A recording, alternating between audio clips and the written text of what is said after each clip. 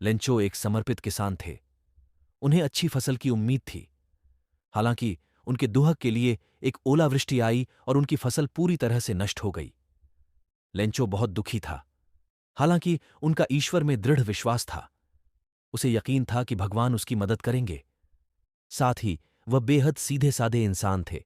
काफी समय तक खेत पर काम करने के बावजूद उन्हें लिखना आता था। इस प्रकार उन्होंने भगवान को एक पत्र लिखा। पत्र में उसने भगवान से उसे 100 पेसो भेजने के लिए कहा। उस समय वह डाकघर गया और अपना पत्र पोस्ट बॉक्स में डाल दिया। डाकिये ने लेटर बॉक्स से पत्र निकाला।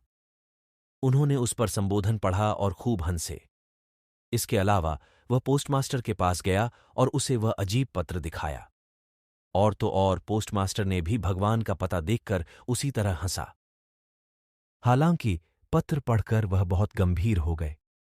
उन्होंने इस व्यक्ति की सराहना की जिसकी ईश्वर में निर्विवाद आस्था थी, और उन्होंने पैसे के रूप में उसकी मदद करने का फैसला किया। उन्होंने डाकघर के कर्मचारियों से दान देने को कहा। इसके अलावा उन्होंने अपने वेतन का एक हिस्सा भी दिया। हालांकि वे लेंचो के अनुरोध के अनुसार केवल 50 पेसों से कुछ अधिक ही एकत्र कर पाए। पोस्टमास्टर ने पैसे एक लिफाफे में रख दिए। ये लेंचो को संबोधित था। रविवार को लेंचो एक बार फिर डाकघर आया। उन्होंने पूछा कि क्या उनके लिए कोई पत्र है। पोस्टमास्टर ने पत्र निकाला और लेंचो को दे दिया।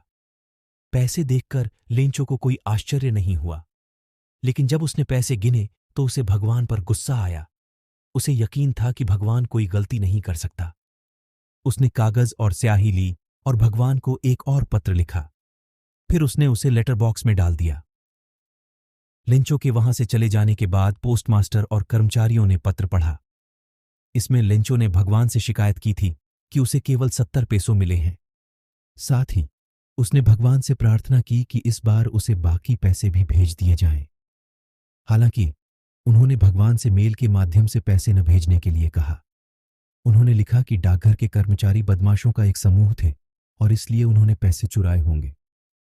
भगवान के नाम एक पत्र का निष्कर्ष हमने सीखा कि विश्वास में वह शक्ति है जो हमें वह दे सकती है जो हम चाहते हैं, हमारी जरूरतों को पूरा कर सकती है।